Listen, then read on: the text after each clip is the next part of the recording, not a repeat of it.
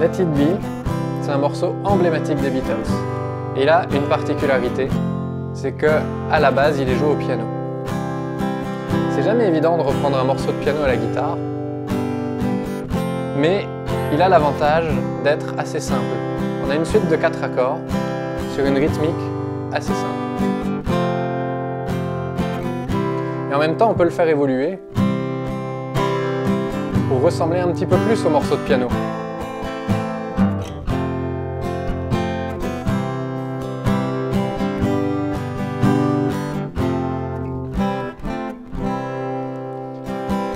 Et avec un tout petit peu d'outils théoriques, la théorie musicale c'est jamais évident, mais ça peut vraiment être utile, on peut vraiment faire évoluer ce morceau très très loin.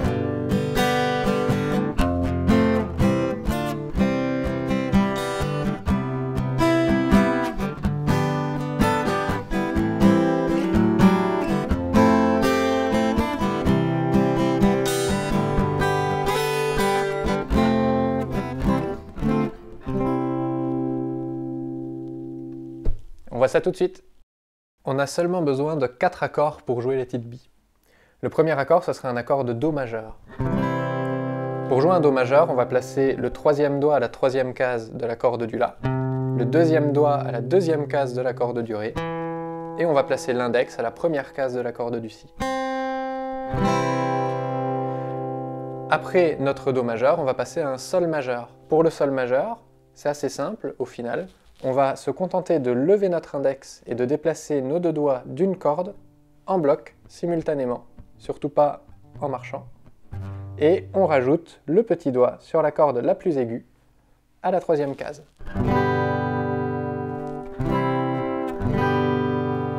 Après notre Sol, on va passer sur un La mineur. Pour jouer un La mineur, on va mettre le 2e doigt à la 2e case de la corde du Ré, le 3e doigt dans la même case sur la corde du Sol et l'index à la 1re case de la corde du Si. Donc je récapitule. Do, Sol, La mineur. Le dernier accord, peut-être le moins évident, parce qu'il comporte un barré, c'est un accord de Fa majeur. Pour faire le Fa majeur, on va fermer l'index sur la 1re case en englobant toutes les cordes. L'astuce, c'est d'avoir une bonne pince entre le pouce et l'index, donc on met bien le pouce derrière l'index pour mettre le maximum d'appui. Une fois qu'on a mis le barré, il va rester les 3 doigts à poser. Donc on va poser les 2 derniers doigts sur la 3e case, sur les 2 cordes de La et de Ré. Et enfin, on va poser notre majeur à la 2e case de la corde du Sol. C'est normal s'il ne sonne pas très bien au début. Plus vous le placez, plus il va sonner. Donc je récapitule les 4 premiers accords. On a un Do majeur, puis un Sol majeur, un La mineur et un Fa. La suite, on reprend les mêmes accords dans un autre ordre. On reprend Do, Sol, on passe directement au Fa et on finit sur le Do. On a notre couplet. Maintenant, on va rajouter la rythmique à la main droite, au médiator ou au doigt, peu importe, vous le jouez comme vous préférez. On est sur des mesures à 4 temps, donc on va compter jusqu'à 4 en rajoutant les et entre les temps. Sur tous les temps, la main descend, sur tous les et, la main remonte. 1 et 2 et 3 et 4 et 1. On va jouer uniquement le premier temps, puis le 3e temps, et enfin les 4 et, les 2 derniers coups. Donc en gros, ça va donner ça. 1, où on joue, et 2 et dans le vide, 3 et dans le vide, 4 et. Donc je reprends, 1 et 2 et 3 et 4 et. On change d'accord. Et 2 et 3 et 4 et. Si jamais c'est trop difficile de changer d'accord, vous pouvez enlever le dernier et, vous aurez un petit peu plus de temps pour changer. En gros, ça donnera ça. 1 et 2 et 3 et 4 et 1. Voilà, c'est vous qui voyez en fonction de comment vous y arrivez. Vous progresserez, vous rajouterez le et. Si vous avez du mal à changer d'accord, vous avez une formation gratuite en description qui vous permet de vous entraîner spécifiquement à ça. Donc si on récapitule, notre suite d'accords avec notre rythme.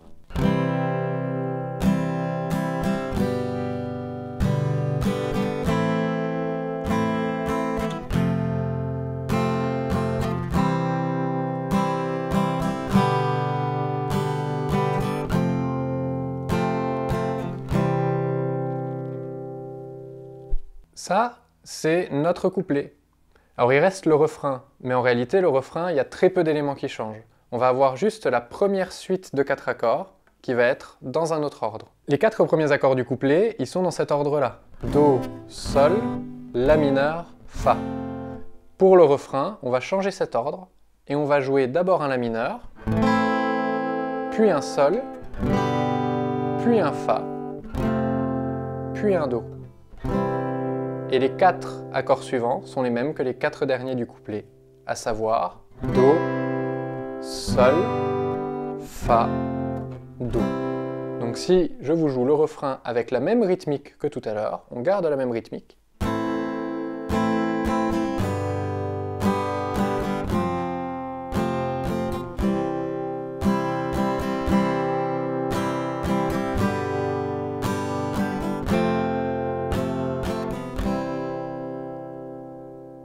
Donc ça fait une bonne base. Maintenant, on va essayer d'enrichir un petit peu ce jeu en rajoutant des éléments, et notamment des éléments niveau basse. Les 2 premières mesures, on va pas les changer. Le Do et le Sol, ils bougent pas, ils sont très bien, on n'y touche pas. La mesure du La mineur, on va rajouter une transition pour aller vers le Fa.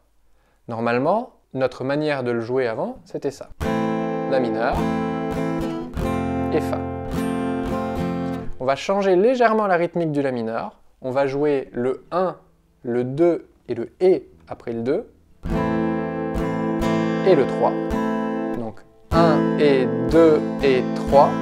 Et sur le 4, on va aller chercher une basse qui va nous permettre d'amener le Fa, si possible avec le petit doigt à la 3e case de la corde du Mi. 2 et 3 et 4 et on passe au Fa. Si jamais c'est trop compliqué d'un point de vue écartement des doigts, il y a moyen d'aller chercher cette basse avec le 3e doigt. Le problème, c'est qu'on enlève une note de notre accord de La mineur, donc ça va sonner un petit peu différent. Mais en vrai, c'est vraiment pas dramatique.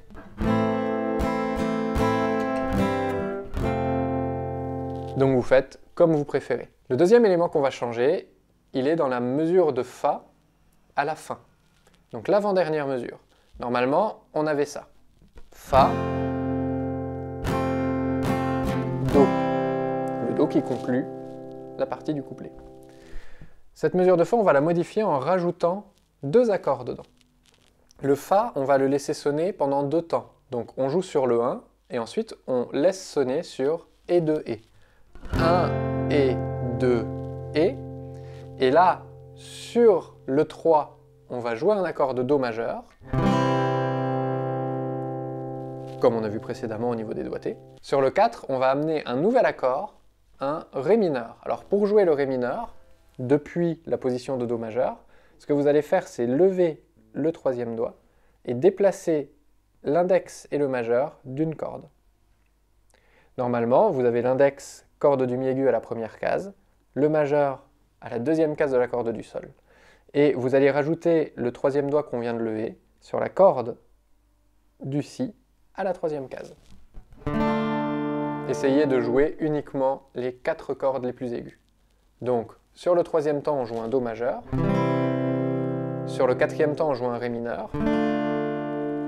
Et enfin, on rejoint le 1er temps de la mesure suivante, Do majeur. Donc, ça va donner ça. 1 et 2 et 3 et 4 et 1. Enfin, un dernier ajout qu'on va faire, globalement, on va essayer sur tous les premiers temps de viser principalement les basses. Et sur tous les autres coups, de jouer plutôt le reste des cordes. Ça va donner ça.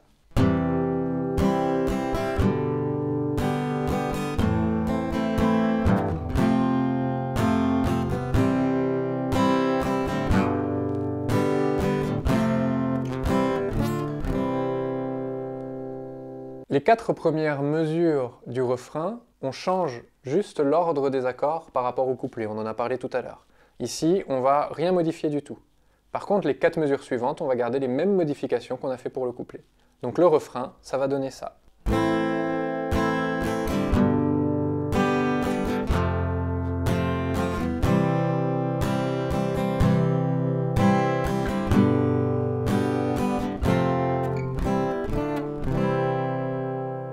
Il n'y a plus qu'à suivre la structure du morceau en enchaînant d'abord 2 couplets, puis le refrain, puis couplet, refrain, etc. Le morceau sonnera toujours mieux si vous réussissez à vous chanter la voix par-dessus ce que vous faites. Enfin, pour aller encore plus loin, on va pas trop le détailler parce que ça prendrait beaucoup plus qu'une vidéo pour le faire, mais on pourrait éventuellement voir ça un petit peu plus tard. Ce serait utiliser des outils de théorie musicale pour enrichir nos accords. Un Do majeur, dans ce contexte musical, on peut le faire de cette manière-là. Un Sol, comme ça, ou comme ça. Le La mineur, comme ça, en rajoutant en plus des mélodies.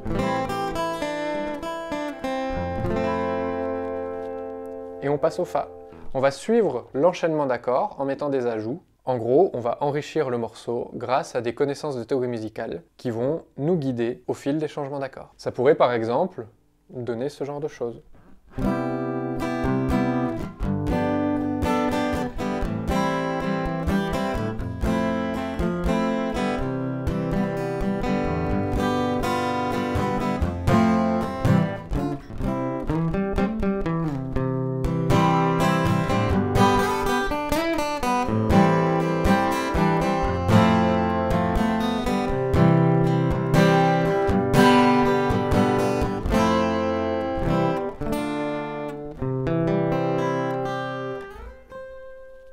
Pour aller plus loin, vous avez une formation gratuite disponible dans la description avec 4 exercices qui vont vous permettre d'améliorer vos changements d'accords et votre dextérité sur le manche. Merci d'avoir suivi cette vidéo et on se revoit bientôt.